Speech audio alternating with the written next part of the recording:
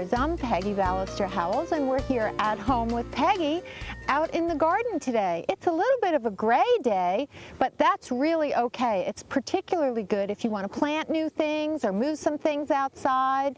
The cooler weather and the lack of sun gives plants a chance to adapt. So we're going to do some of that, and we're going to show you some of the things that we've been doing here all spring.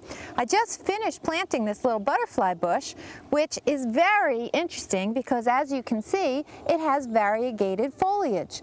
Now, I had one of these years ago, and it got mowed about 6 times. It really tried to keep coming back, but that was more than any plant could take. So I was lucky enough and just able to find another one and put it in this perfect spot, surrounded by lots of other butterfly bushes that have been here for years.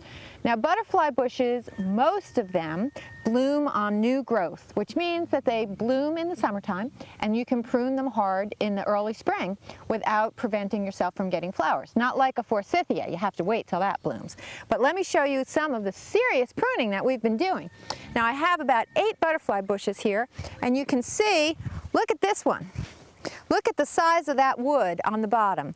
Now, butterfly bushes tend to die back over the winter at varying degrees. Some years they die back more than others. You can see that this entire stump area is really quite dead, and the branches had snapped. It was probably about 8 feet tall last year. So we pruned it all back, but look at this lush new growth that's coming up from the roots and the base of the wood. This is a perfectly healthy plant and will bloom this summer. But they were getting old and woody, and that's just the way butterfly bushes grow. So you can see all the bushes have been pruned way, way back, making room for the new variegated one called Harlequin. And let me show you what we did with the one really unique one. Now, this one is called Buddleia alternifolia, as opposed to all the others, which are Buddleia davidii. And the distinct difference is that this one does bloom on old growth, which means you can't prune it too hard in the spring or you'll cut off all the flowers. Now, this one is just about to come into full bloom, several months earlier than all the rest. And the wonderful thing is, at this early time of the year, it does attract butterflies. Now, look at the lovely vase shape we were able to prune this into. We did take out a lot of the dead wood. Obviously, we didn't prune too many of the branches because we didn't want to cut off the flowers, but it has this nice, interesting shape. And what I really like about this lovely spreading shape combined with the other bushes is that this will be in full focus when it's in full bloom and will show off to perfection. And then in the summer, when it's just going to be green leaves, the smaller ones now will be bigger and we'll have another display in the same spot. Great combination. And butterflies all season long. Now, there's some other things that I want to show you that are newly planted and some that are in full bloom. So let's go out to the Arboretum.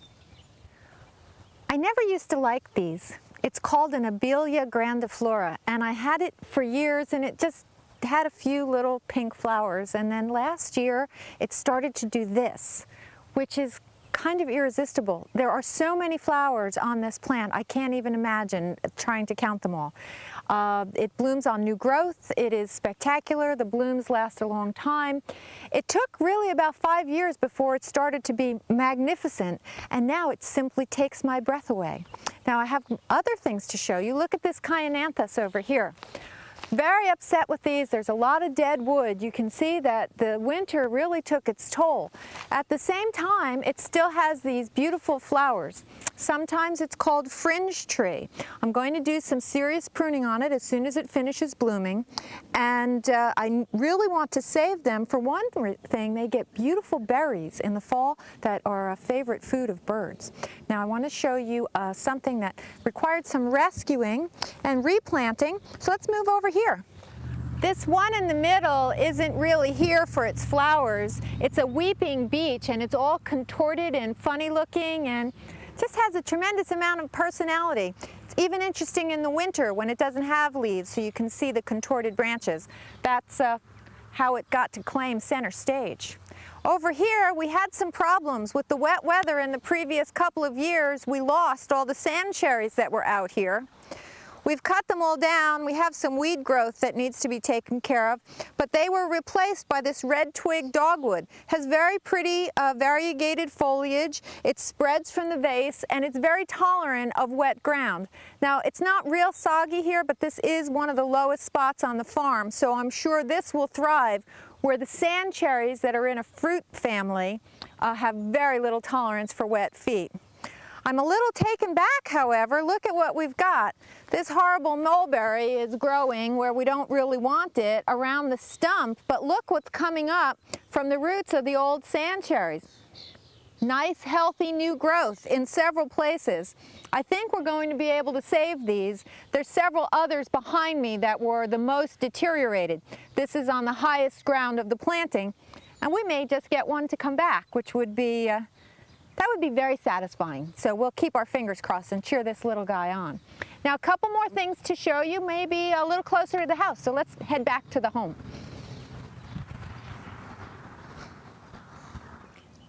This white flowered deutzia is magnificent, even though it's just a little bit past its prime. The cool weather has really allowed the flowers to last a long time. It's right next to this lovely pink rhododendron. Choose your rhododendrons wisely. The correct selection will extend your bloom over a long period of time. I'll show you a few others that are still looking really good this late in the season. There's a lot of flowers clustered together in this spot. You can see the beautiful white-flowered Philadelphus is just about to come into full bloom. Look at all the buds on each of the branches. Right next to this beautiful rhododendron that is at its peak right now as we speak. Behind it on the trellis you can see the clematis with the double flowers also climbing up the chains and near the downspout, also looking rather spectacular at this time of year. All of this is right next to this beauty over here, which is a styrax, and an unusual styrax at that. It's a pink flowered variety covered in buds that will open up to be have a wonderful scent and to be a dangling pink bell. I put this close to the house because the flowers are so small that if you plant it at a distance, where I have a white flowering one, you miss both the scent and the particular beauty of each individual flower because they're so small. This was supposed to be a dwarf. It wasn't much of a dwarf. It's rather too big for this spot, and I'm debating how I'm going to move it. But I'm not going to do a thing until it blooms because I don't want to miss one tiny flower.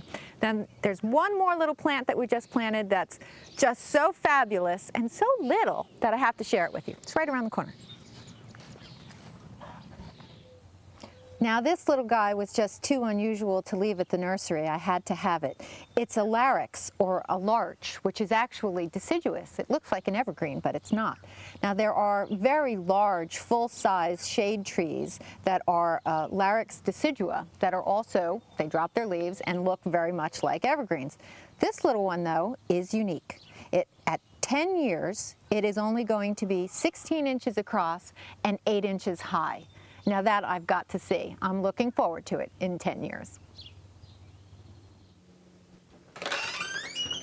It's a perfect day to bring houseplants outside.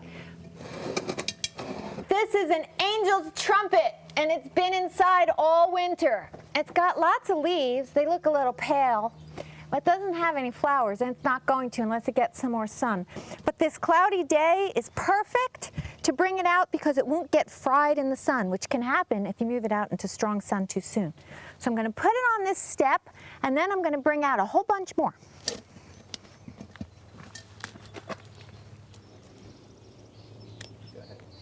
Now this T-Bocina gets absolutely fabulous purple flowers for most of the winter, but if it doesn't get a little more leaves this summer, it'll be pretty much ready to give up by next winter. So here it is out on the steps facing west on a cloudy day. We're going to take away some of the more scraggly shoots, not all of them of course, and I can continue to prune it during the season. I'm going to take off a couple of these that are growing right towards the center, which is not real desirable. And anything that looks dead. There's a few little snippets here that need to come off. I don't really like this one, kind of ugly. And I'll continue to prune it as it gets out a little more new growth. You can see there's little tiny buds here, and there's lots of new growth coming in the center. Here's some new shoots right here and right here. So it's fine. It'll fill in, and we can have lots of flowers come next summer. Now this Datura did get a little bit damaged. It lost one leaf, but it looks healthy. I think it needs a little shot of fertilizer, so the next time I water, I will make sure that it gets a little liquid fertilizer. We've also brought out this begonia, which is an angel wing begonia, fairly shade tolerant, and obviously not doing too badly because it's got flowers, even though it just came from outside. I'm going to let it stay the way it is. These flowering branches are kind of long and scraggly, but I have to admit my heart just isn't in cutting the flowers off. So I'll wait till they fade, maybe a few days from now, and then I'll give it a bit of a trim. Now I have some ugly things here. This poor thing is a poinsettia, and it certainly has seen better days, but the very fact that it's still alive at this time of year is in its favor. So we're going to prune off some of the scragglies. We'll give it a good drink, and with a little luck, it'll see another Christmas season in full color. I think that's enough for now. We can put that right there. I think it needs to be watered. It's a little lightweight. We'll take that foil off. And here's another one. This poinsettia is actually several years old. We'll put this on this side. Again, over the winter, it struggled a bit. It got a little scraggly, but out here in summer sun, it should do just fine.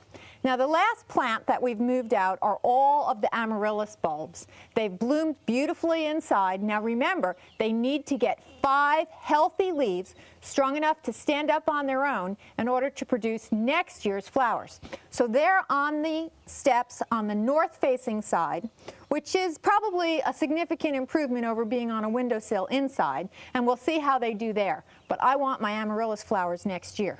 Now we have annuals to look at, and we have some strawberries to eat, so stay with us.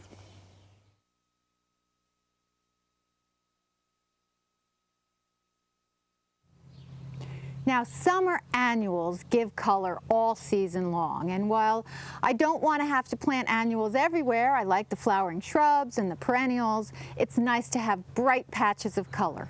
Now, this particular patch I want to put on the second floor deck, which is now right outside my bedroom. This is going to get attached to the concrete rail, and I'm going to fit in here pots of annuals that you'll be able to see from the backyard and when you're sitting on the deck. Now, this is kind of interesting because it has these holes here that we're going to be able to put something through to tie it to the rail so we don't have to drill any holes. So I think this is going to work fine, especially since many of them are designed for specific size rail, and the concrete rail is much wider and would not accommodate a standard size hanging pot. So I think this is going to work. I have pots that will fit. These we'll have to squish a little bit, but I think that that'll work out just fine. We'll squish them down in there, and they'll stay nicely.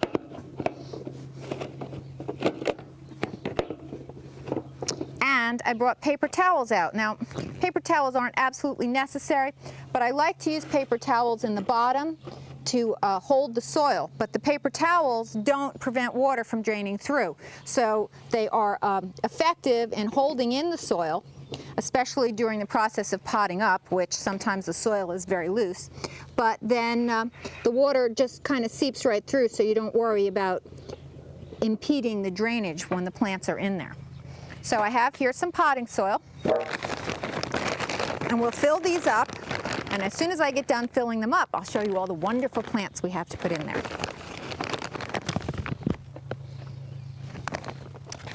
Well, we have an assortment here.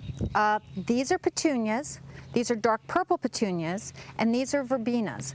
All of these will be able to tolerate the very strong sun that they're going to get. These petunias, however, are wave petunias and will hang over. If you notice on the porch, there's some fabulous kind of a magenta colored wave petunia, and these are also wave in a paler color. So I'm going to put these on this side, one in each pot, so that they hang over. These are lovely, and then these red ones, for contrast, I'll put a couple of those in the middle, and then these purple ones on this side that'll get a little taller and will be visible from the deck side. So I think it'll make a nice combination. Let's lay a few of these out and see how they look. Now these are in like 4-inch containers, so these are a little bigger, which is why I think just one of these is going to be fine. They're a little tangled. There we go. One there.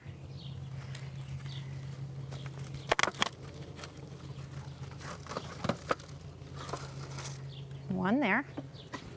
Aren't they beautiful? Look at the number of flowers on even these small plants. They're a little dry, so they're going to need a good drink. Oh, that one doesn't have any flowers. We'll save that one for another spot. Let's try this one. There we go. Oh, this one's a little droopy. We'll have to give that a good drink. Okay, that looks good. Pop this one back in here. Now these are smaller. They're also going to spread a little bit, so we'll be able to put, say, 2 in each container on the sides. Now remember, these will be bright red for contrast, and they're verbena, very, very drought tolerant. They hang a little bit, but not as much as the wave, and so they won't get in the way of the purple petunias either. So we will have 3 different levels of height. These will hang down dramatically, the verbenas will hang down slightly, and the purple petunias will be the most upright of the 3. Okay, I think we can do 2 each of these as well.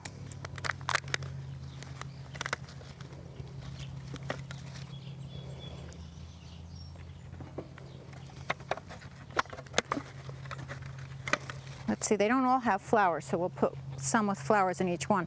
And technically, you're supposed to remove the flowers when you're potting them up, but in this case, I don't think I have the heart to do that.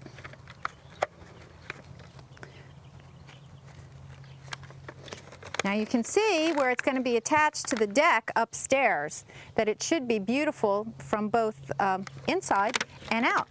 Now let me pot these up and I'll show you what it's going to look like all done.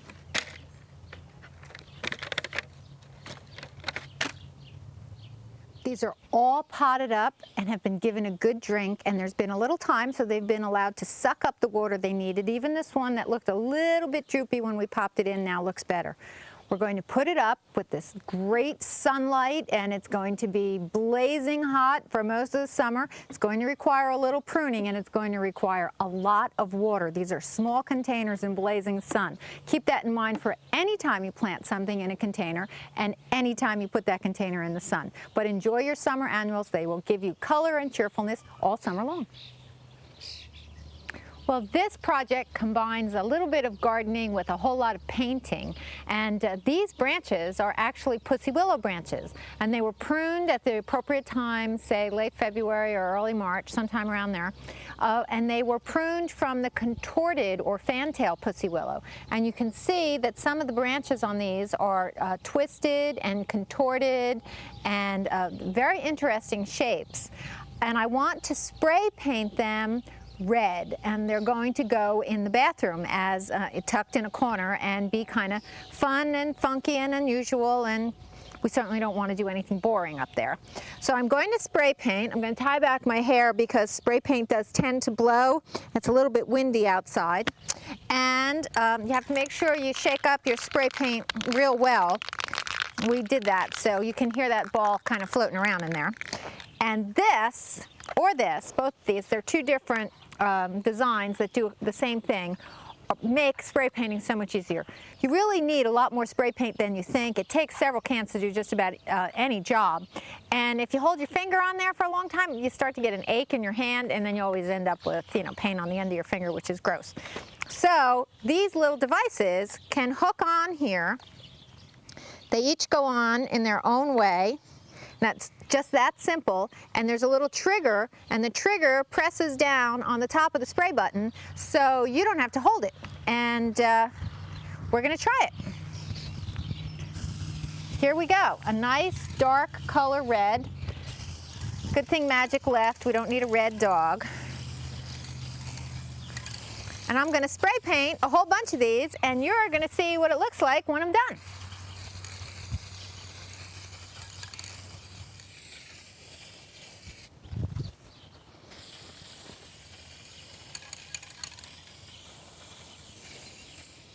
Well, I finished up 1 can of spray paint and got all these branches pretty well covered until you turn them over. And then you can see that it's going to take another can of paint. But they're so interesting and so beautiful in the red, and of course the paint is going to keep the little fuzzy pussy willows on there, the catkins on there indefinitely, and when we're all done spray painting them, they're going to go up in the bedroom. So this is a fun project. It doesn't take much, it's not hard work, it goes fast, and you can make a dramatic impression by something you were going to throw away anyway. So keep that in mind next time you have a pruning project, okay? Let's get back to this spraying.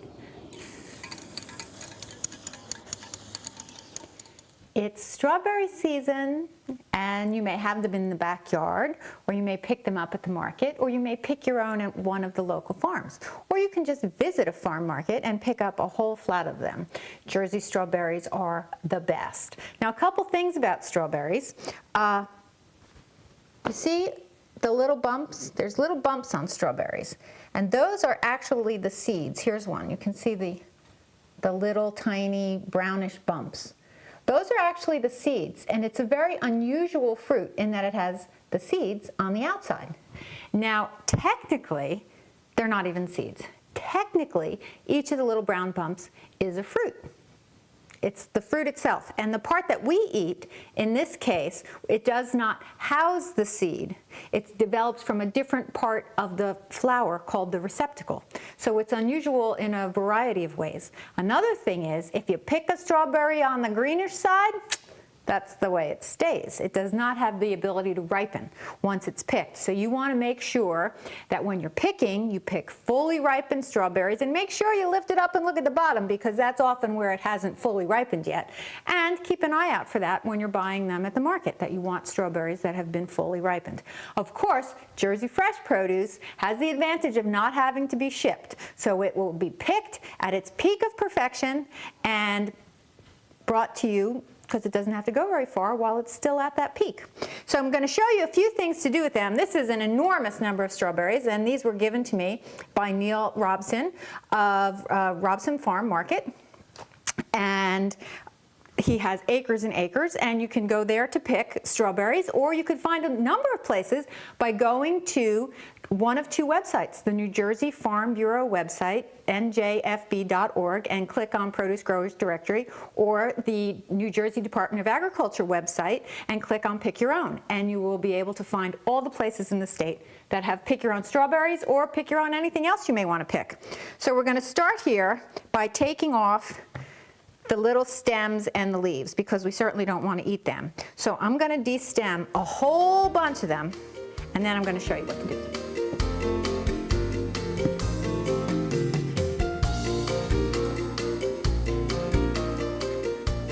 These shiny, wet strawberries have had all the stems removed, and they've all been rinsed. We're now going to take some of these and fill this bowl up with them sliced. No one is allowed to eat the strawberries in the process, except the person who's doing the work. Boy, those are good. Okay, now this is strawberry heaven.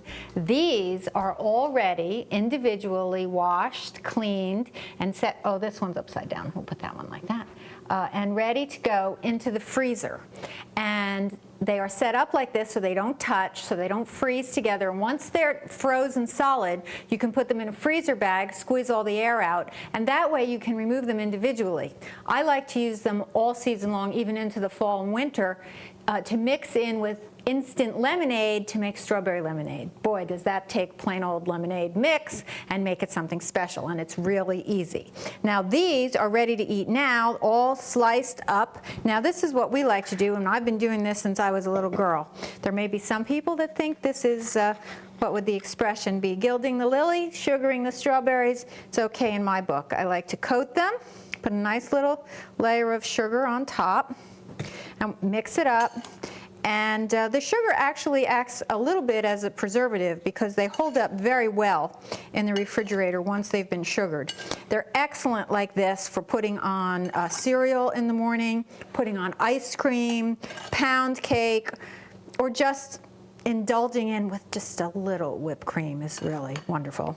So Put a little sugar on. What'll happen is the sugar will draw out the juice. You'll have a nice, wonderful strawberry juice on top of the wonderful strawberries, and they'll be sweet as can be.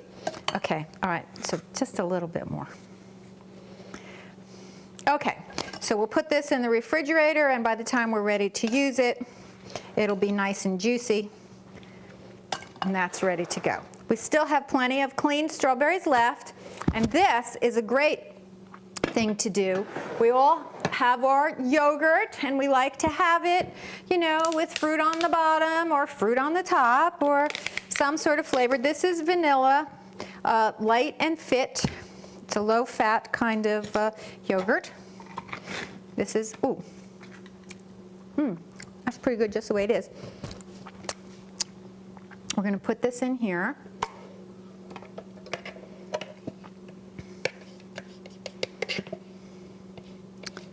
And then we're going to take, not preserves, but real fresh strawberries and mix it in. And that will be a wonderful snack or lunch, or even if you want to be really indulgent and have a lot of it, can even be dinner. It's going to be my dinner tonight. So we'll put some of these in here. I'm going to put a lot in. To taste, of course, however many that you have. We'll put the lid back on.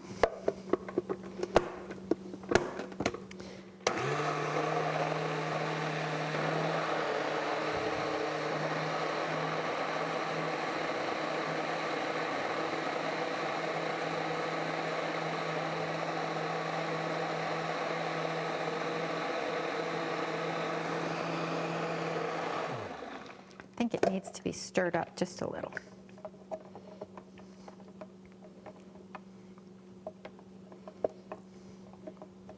I think that's perfect. Oh man, that is really, really good. And good for you too. It's just the beginning of the season. There's lots of things that are going to be popping up, good to eat, pretty to look at, and good to smell too. So enjoy us all summer long here at Home with Peggy.